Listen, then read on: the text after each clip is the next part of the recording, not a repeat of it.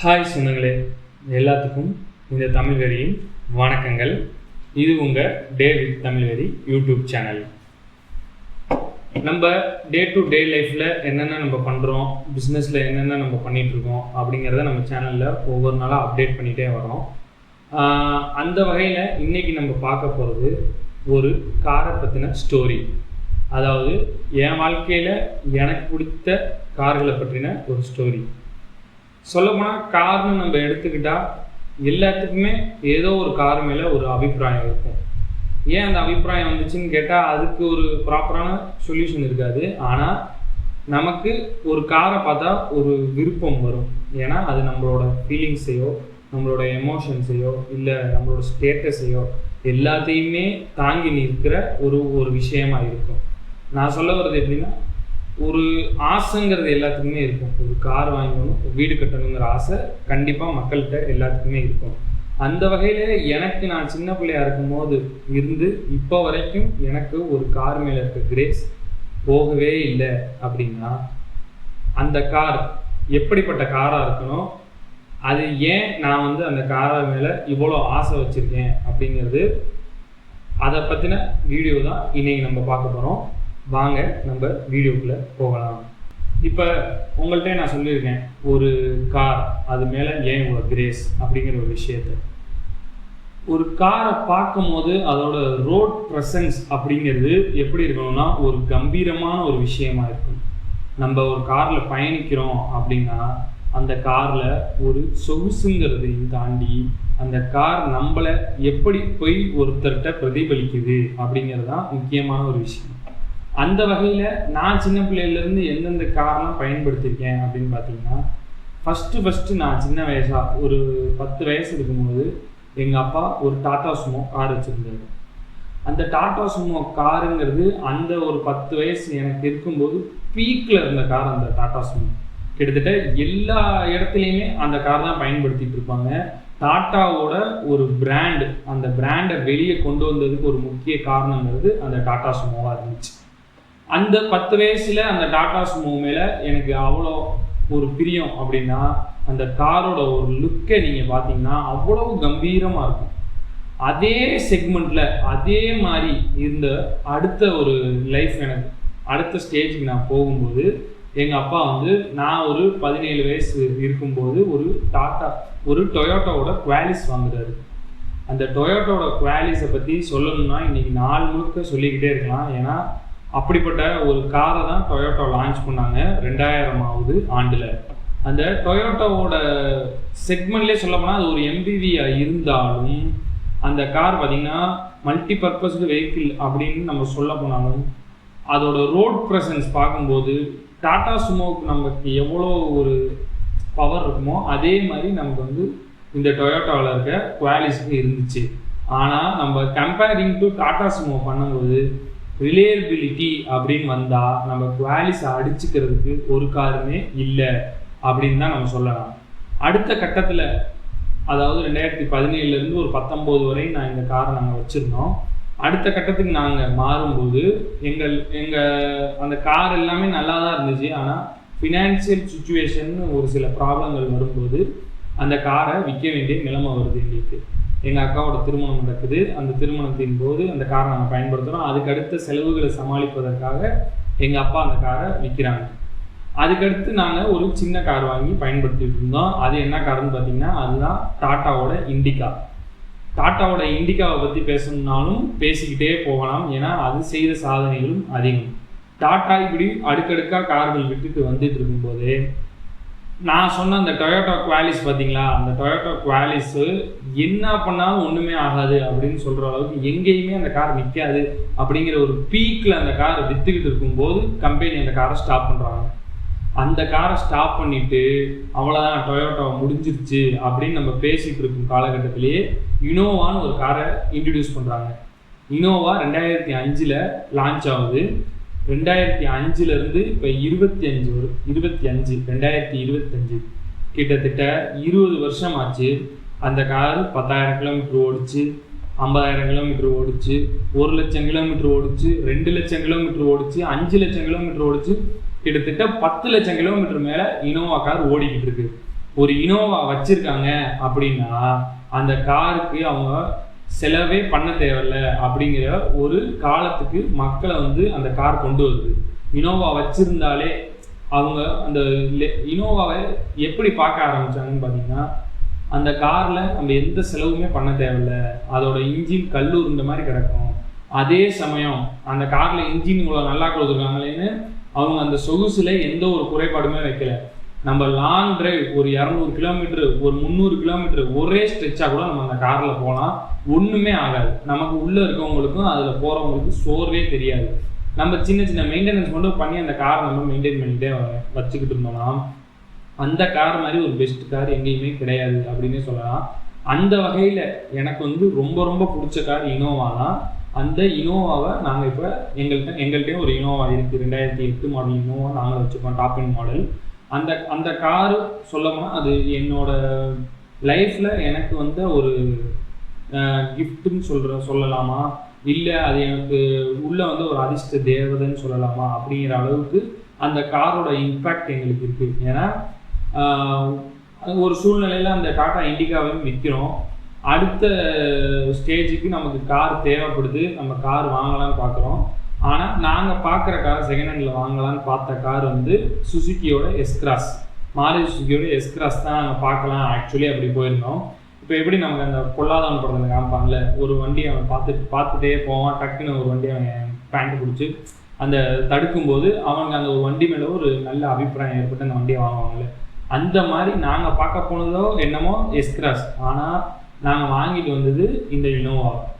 நான் வாங்கும்போது கூட எங்கள் அப்பா சொன்னேன், ஏன்ப்பா இவ்வளோ விலை போட்டு நம்ம ஒரு 2008 பழைய மாடல் இனோவாவை நம்ம வாங்குறோமே அப்படிங்கிறதுக்கு. எங்கள் அப்பா வந்து இனோவாவை பற்றி இன்னும் சரியாக நீ புரிஞ்சுக்கலன்னு அர்த்தம். அப்போ நான் 2008 இனோவா தான், வெறும் 2 லட்சம் கிலோமீட்டர் தான் ஓடி இருக்கு அப்படின்னு இனோவாவை பற்றி என்கிட்ட விளக்கமாக சொல்கிறாரு. அப்படி சொல்லும்போது அந்த இனோவா வந்ததுக்கப்புறம் என்னோடய லைஃப் அப்படியே டோட்டலாக மாறுது. ஏன்னா வந்து அதுக்கு முன்னாடி வரைக்கும் நான் ஏதோ எனக்கு முடிஞ்ச அளவு ஒரு தொழில் பண்ணாமல் ஒரு வேலை பார்த்துட்டு இருக்கோம் அப்படிங்கிற ஸ்டேஜில் இருந்துட்டு இருக்கும்போது திடீர்னு இந்த கார் லைஃப்பில் வருது. இந்த கார் லைஃப்பில் வந்தோன்னா லைஃப் அடுத்த ஸ்டேஜுக்கு மாறுது. எப்படி மாறுதுன்னா, ஒரு ஐடியா வருது, நம்ம ஒரு பிஸ்னஸ் பண்ணலாம் அப்படின்னு சொல்லி ஒரு ஐடியா வருது. அந்த பிஸ்னஸ் தாண்டி அமௌண்ட்டுமே எங்கள் கையில் வந்து அதுவாக வருது. நாங்கள் போய் யார்ட்டையுமே எதுவும் கேட்கலன்னாலும் அந்த அமௌண்ட்டு எங்கள் கைக்கு வருது. இந்த மாதிரி நீங்கள் பண்ணுங்க அப்படின்னு சொல்லி பணம் வருது. அப்படி பணம் வரும் பட்சத்தில் நாங்கள் அடுத்து அதை மேலே ப்ராசஸ் பண்ணுறதுக்கு லோன் வாங்குகிறோம். இப்படி ஒரு இது செஞ்சுட்டு இருக்கும்போது இந்த கார் வந்தோன்னா அப்படியே டிராஸ்டிக் சேஞ்ச் ஆகுது. லைஃப் சேஞ்ச் ஆகி அடுத்த கட்டமாக நான் ஒரு பிஸ்னஸ் பண்ணுற ஒரு ஓனர் ஆகிறேன். இப்படி ஓனர் ஆகும்போது அந்த காரோட யூசேஜுங்கிறது எனக்கு அதிகமாகுது. உண்மையை சொல்லப்போனால் அந்த காரை வாங்கி ஒரு 3500 ரூபாய்க்கு அந்த காரை க்ளோஸ் பண்ணி கவர் பண்ணுறதுக்காண்டி ஒரு கவர் வாங்கினேன். அந்த கவர் வாங்கி ஓப்பன் கூட நான் பண்ணலை.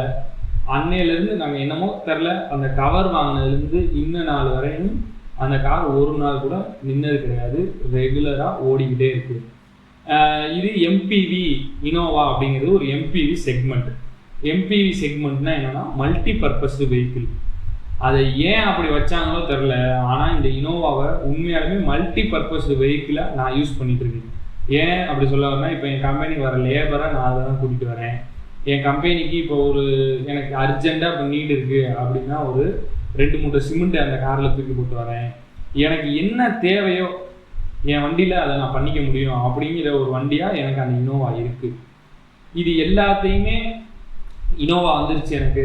ஆனாலும் இனோவா நல்ல வண்டி, ரிலேபிலிட்டி அதிகமாக இருக்க வண்டி, இப்படி எல்லாமே அந்த இனோவாவில் plus plus plus plus plus தான். ஆனாலுமே நமக்கு விருப்பமான ஒரு வண்டின்னு ஒன்று இருக்கும் பார்த்தீங்களா, அந்த விருப்பமான வண்டி எனக்கு என்னன்னு பார்த்தீங்கன்னா மஹிந்திராவோட ஸ்கார்பியோ தான். ஏன் மஹிந்திராவோட ஸ்கார்பியோ சொல்கிறேன்னா, ஆக்சுவலி அதை ஏன் பிடிச்சிது அப்படிங்கிறதுக்கு காரணமே கிடையாது. ஏன்னா அது பிடிச்சிருக்கு. நானும் அதை லான்ச் பண்ண அந்த 2006 ஏன் அதை பிடிச்சதுன்னே தெரியாமல் அதை பிடிச்சிருக்கு. ஏன்னா அதோட ஒரு mass entry, mass road presence அப்படின்னு எதை வேணாலுமே நம்ம சொல்லலாம். அந்த வண்டி என்னன்னா நீங்கள் இனோவாவை கம்பேர் பண்ணல, அது ரிலேபிலிட்டி கம்மியாக இருந்தாலும் அந்த ஒரு மாஸ் அப்படின்னா அது நம்ம ஸ்கார்பியோ தான், மஹிந்திராவோட ஸ்கார்பியோ. இப்போ டொயோட்டா ஃபார்ச்சுனரும் சொல்லுவாங்க, ஆனால் மஹிந்திரா ஸ்கார்பியோ நார்மலாக ஒரு கார் வாங்கணும் அப்படின்னா ஒரு பேங்க்கில் நான் இப்போ என்கிட்ட ஒரு 10 லட்ச ரூபா இருக்குது அப்படின்னா நான் ஒரு 7 லட்சமோ 8 லட்சமோ இல்லை இன்னொரு 10 லட்சமோ போட்டு என்னால் ஒரு ஸ்கார்பியோ காரை வாங்கிட முடியும். ஆனால் ஃபார்ச்சுனருங்கிறது மிடில் கிளாஸ் பீப்புள்னால எல்லாத்தினாலையும் வாங்க முடியுமான்னு கேட்டால் அது கேள்விக்குறி தான். ஏன்னா அதோட ஃபார்ச்சுனரோட ரோட் ப்ரெசன்ஸ், மாஸ், அதில் இருக்க ஃபெசிலிட்டிஸ் என்ன நம்ம ++ன்னு எதை வேணாலும் சொல்லிட்டு போனாலும் இந்த மஹிந்திரா ஸ்கார்பியோங்கிறது ஒரு மிடில் கிளாஸ் பீப்புள்லேருந்து ஒரு ஹை எண்ட் பீப்புள் வரையும் எல்லாத்தையும் ஈஸியாக கனெக்ட் ஆகிற மாதிரி ஒரு கார் தான் இந்த மஹிந்திரா ஸ்கார்பியோ. எனக்கு இந்த மஹிந்திரா ஸ்கார்பியோ மேலே இருக்கிற கிரேஸ் எப்போவுமே குறையாது. கண்டிப்பாக இந்த மஹிந்திரா ஸ்கார்பியோ எப்படியாச்சும் வாழ்க்கையில் ஒரு நாள் நான் கண்டிப்பாக என்னோட சொந்த காரை நான் வாங்கி ஓட்டணுங்கிறது என்னோட ஒரு மிகப்பெரிய ஆசை. அந்த மஹிந்திரா ஸ்கார்பியோ அப்படின்னு சொல்லும் போதே எனக்கு உதட்டில் ஒரு விதமான மகிழ்ச்சி எனக்கு ஏற்படுது. ஏன்னா ஒருத்தருக்கு ஒரு ஆசைங்கிறது ஒன்று இருக்கும். அது எனக்கு கூறிய ஆசை என்னன்னா, நான் என்னதான் தொழில் பண்ணாலும் என்னதான் சம்பாதிச்சாலும் நான் ஒரு ஸ்கார்பியோ காரோட ஓனர் ஆகணும் அப்படிங்கிறது தான் என்னோட மிகப்பெரிய ஆசையே. அதை எப்படி சொல்லி புரிய வைக்கிறதுன்னு தெரிலனாலும் அந்த கார் பார்த்தீங்கன்னா இது இனோவா மல்டிபர்பஸ் வெஹிக்கிள் என்ன டெஃபினிஷன் பண்ணாலும் இந்த காருக்குரிய தனி மார்க்கெட்டுங்கிறது இருந்துகிட்டே தான் இருக்கும் இனோவா. ஆனால் எனக்கு அந்த ஸ்கார்பியோ மேலே ஏன் இவ்வளோ பிரியம் இருக்குது, என்ன ஏது அப்படின்னு நமக்கு தெரியலைனாலும் ஸ்கார்பியோ, ஏன்னா மஹிந்திராவோட பிராண்ட் மஹிந்திரா ஸ்கார்பியோ அப்படிங்கிற ஒரு வெறியோ ஒரு சின்ன வயசில் ஒரு எப்படி நமக்கு இப்போ லவ் ஒருத்தர் டக்குன்னு பார்த்தோன்னு வரும்ல, அந்த மாதிரி நமக்கு அந்த ஸ்கார்பியோ காருங்கிறத பார்த்தோன்னா ஒரு விதமான லவ், ஒரு விதமான அஃபெக்ஷன். அது ஒரு குடும்பத்தில் ஒரு மெம்பர் மாதிரி அந்த கார். எங்கள் அப்பாவுக்கு மேக்ஸிமம் எப்படின்னா அவர் ரிலேபிலிட்டி அதிகமாக இருக்க காரை தான் விரும்புவார். நம்ம செலவு அதிகமாக பண்ணக்கூடாது, ஆனால் நம்ம யூசேஜ் அதிகமாக இருக்கணும் அப்படின்னு. அப்படி அவர் சூஸ் பண்ண கார் தான் இந்த இனோவா. ஆனால் எனக்கு தனிப்பட்ட முறையில் பார்த்தீங்கன்னா எனக்கு ஸ்கார்பியோ வாங்கணுங்கிறது தான் ஒரு ஆசை, கனவு எல்லாமே. அதை பற்றி நான் சொல்லிக்கிட்டே போனேன் நிறையா.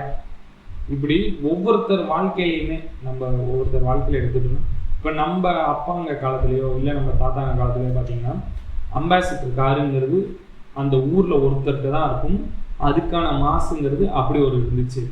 அடுத்த காலகட்டம் வரையில ப்ரீமியம் பத்மினி அது மாதிரி ஒரு கார் வர ஆரம்பிக்குது.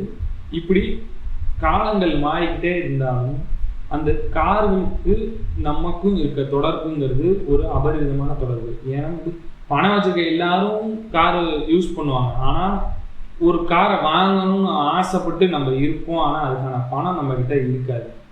அப்படி இருக்கிறப்ப அந்த கார் மேலே இருக்க நமக்கு ஒரு ஆர்வங்கிறது கூடிக்கிட்டே போகும். நம்ம எப்போ அந்த காரை வாங்குவோம், எப்போ அந்த காரில் நம்ம போவோம் அப்படிங்கிறது. இந்த நேரத்தில் ஒரு சின்ன ஒரு ஸ்டோரி என்னன்னா, எங்கள் மாமா ஒரு சின்ன வயசுனா இருக்கையில் என்னை கன்னியாகுமரி கூப்பிட்டு போகிறாரு. அப்போ அவர் ஒரு அம்பாசிடர் கார் வச்சுருந்தாரு. அந்த அம்பாசிடர் கார் வச்சுருக்கும்போது அதோட பவரில் அது போயிட்டுருக்கு. இருந்தாலும் அதை ஓவர்டேக் பண்ணி அப்போ லேட்டஸ்ட்டாக வந்த குவாலிஸோ இல்லை இனோவாவோ போகும்போது அவர் ஒரு வார்த்தை என்கிட்ட சொல்கிறாரு, தம்பி என்ன நீ வெளியே பார்த்துட்டு வர, இந்த காரை ஓவர்டேக் பண்ணி அந்த காரெல்லாம் போகுதே, நம்ம கார் ஸ்லோவாக போகுதே அப்படின்னு நினச்சிட்டு வரியா, என்னைக்கா இருந்தாலும் ஒரு நாள் அந்த கார்லேயே நம்ம பயணிப்போம் அப்படின்னு சொல்லி என்கிட்ட ஒரு வார்த்தை சொன்னார். அந்த ஒரு வார்த்தைங்கிறது என் மனசில் ஒரு ஆழமான ஒரு பதிவாக பதிஞ்சிச்சு. என்னைக்கா இருந்தால் காரணம் இருக்கிறதே ஒரு பெரிய விஷயம்தான். இருந்தாலும் நம்ம சம்பாதிச்சு நம்ம சொந்தமாக ஒரு பிராண்ட் நியூ காரை வாங்கணும் அப்படின்னா அந்த கார் நம்ம வாழ்க்கையில் ஒரு இம்பேக்டை ஏற்படுத்தும். அது நம்ம ஆசைப்பட்டிருப்போம், அது ஆனால் கிடைச்சிருக்காது. நமக்கு அடுத்த தலைமுறைகள் அதை ஆசைப்படாமல் அதை அனுபவிக்கணும் அப்படிங்கிற ஒரு ஆசை எனக்கு ரொம்பவே இருந்திருக்கு. அந்த வகையில் தான் எனக்கு ரொம்ப ரொம்ப ரொம்ப ரொம்ப பிடிச்ச காராக இந்த மஹிந்திரா ஸ்கார்பியோ இருக்குது. கண்டிப்பாக அந்த காரையுமே நான் சம்பாரித்து கண்டிப்பாக வாங்குவேன். உங்களோட சப்போர்ட்டும் அதுக்கு எல்லாமே இருக்குன்னு நம்புகிறேன். இன்றைக்கி ஒரு கார் கதை அப்படிங்கிற ஒரு டாப்பிக்கில் தான் நான் இந்த காரை பற்றி பேசியிருக்கேன். உங்களுக்கு பிஸ்னஸ் சம்மந்தமாகவோ இல்லை நீங்கள் ஏதாவது தெரிஞ்சுக்க ஆசைப்பட்டாவோ கீழே கமெண்ட் பண்ணுங்கள். கண்டிப்பாக அதை பற்றி நான் பேசுகிறேன். மறக்காமல் நம்ம channel day with Tamil video எல்லாருமே சப்ஸ்கிரைப் பண்ணிடுங்க. டே டு டே லைஃப் அப்டேட்ஸில் அடுத்தடுத்து நான் என்ன பண்ணுறேன், என்னென்ன நான் அப்டேட் ஆகிக்கிறேன், உங்களை அப்டேட் பண்ணுறேன் அப்படிங்கிறத நம்ம பார்க்கலாம். கண்டிப்பாக மறக்காமல் சப்ஸ்கிரைப் பண்ணுங்கள். தேங்க்யூ.